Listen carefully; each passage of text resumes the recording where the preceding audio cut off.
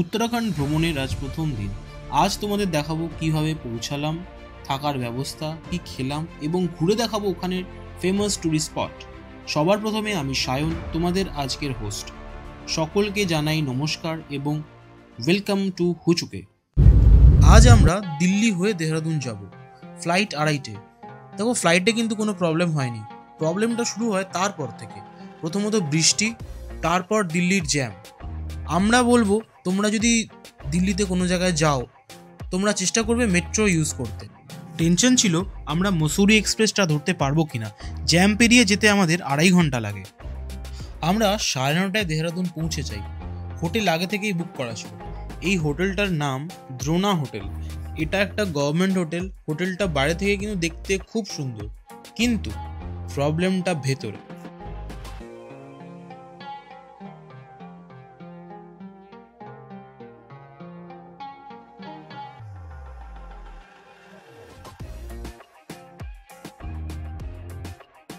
রুমগুলো কিন্তু ঠিকঠাকভাবে মেনটেন্যান্সই হয়নি। আমরা অন্য রুমও দেখি, কিন্তু সব রুমেরই একই অবস্থা, একদমই মেনটেন্যান্স নেই। তবে একদিন থাকার জন্য ওকে। এর ডিটেলস আমি তোমাদের ডেসক্রিপশনে দিয়ে দেবো, তোমরা ওখান থেকে চেক আউট করে নিও। লাঞ্চের জন্য তোমরা আউজি খাউজি হোটেলটা কিন্তু ট্রাই করতে পারো। ওদের খাবার কিন্তু বেশ ভালো, বেশি মশলাদার নয়, অ্যান্ড তোমরা ওখানে অনেক থালিও পেয়ে যাবে। আমরা ওই 220 টাকার একটা থালি অর্ডার করেছিলাম এবং আমাদের দুজনের জন্য এনাফ ছিল। তো কম পয়সায় আমার মনে হয় খুব ভালো, এবং তোমরা ট্রাই করে দেখতে পারো। আর এর ডিটেলসও আমি তোমাকে ডেসক্রিপশনে দিয়ে দেবো, তোমরা ওখান থেকে চেক করে নিও। লাঞ্চ সেরে আমরা বেরিয়ে পড়েছি দেহরাদুনের ফেমাস ট্যুরিস্ট স্পটের জন্য, যেটা হচ্ছে রবার্টস কেভ, লোকালি গুজ্জ পানি নামে পরিচিত। এই কেভটা 600 মিটার লম্বা, আর ব্রিটিশ টাইমে এটা ডাকাতের লুকানোর জায়গা ছিল। এখানের এন্ট্রি ফি হলো 25 টাকা। আচ্ছা, তোমাদের কটা টিপস দিয়ে রাখি। তোমরা যখন আসবে, তোমরা কিন্তু মনে করে একটা এক্সট্রা প্যান্ট আর 1 পেয়ার জুতো তোমরা কিন্তু নিয়ে আসবে, কারণ অনেক সময় কিন্তু এখানে জুতো ভেসে চলে যায়, কারণ এখানে জলের স্রোত কিন্তু অনেকটাই বেশি থাকে।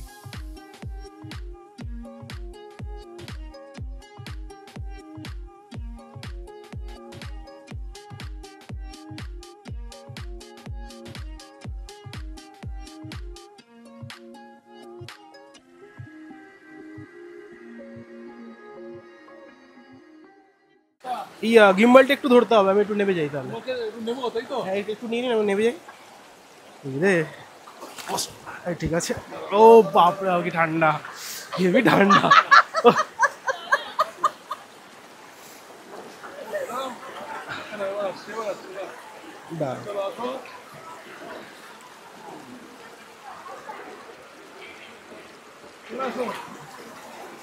চলুন বাবু, চলুন।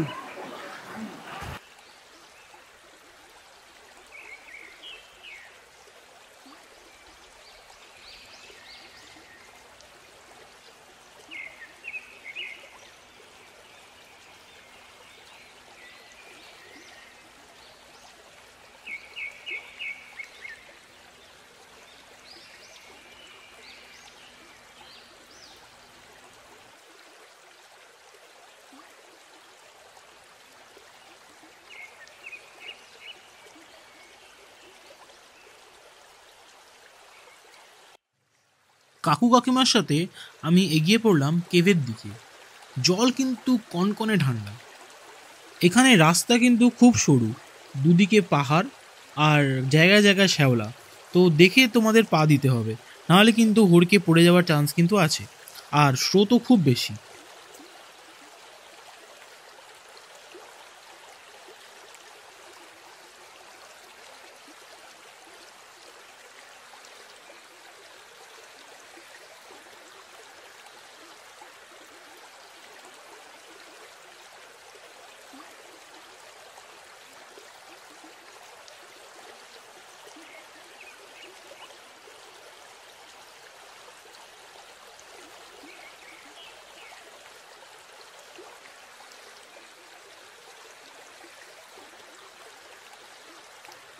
15 মিনিট হাঁটার পর তোমরা পৌঁছে যাবে কেভের এন্ডে, যেখানে জলের স্রোত কিন্তু খুব বেশি।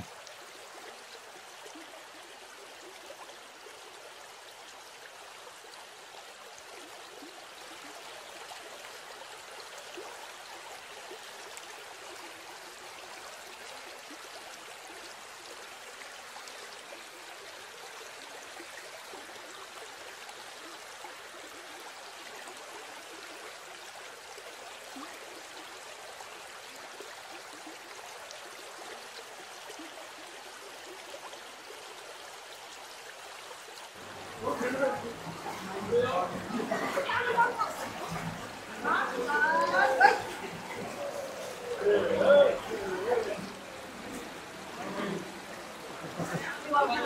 guys, I meet my friend Matheda. Jyoti.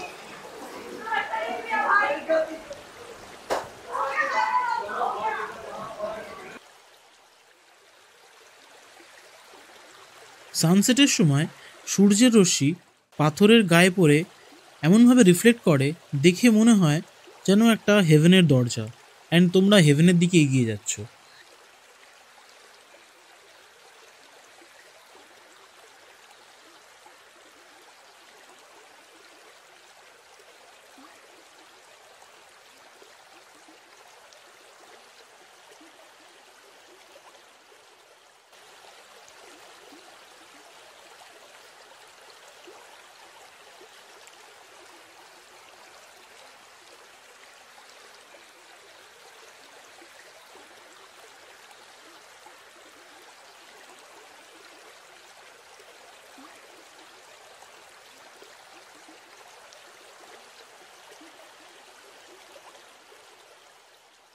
যদি তোমরা দেহরাদুন যাও, তোমরা কিন্তু মনে করে গুজ্জপানি যাবে। গুজ্জপানি কিন্তু খুবই সুন্দর জায়গা, তোমাদের সবার খুব ভালো লাগবে।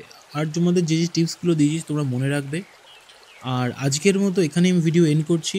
নেক্সট ভিডিও পরের দিন।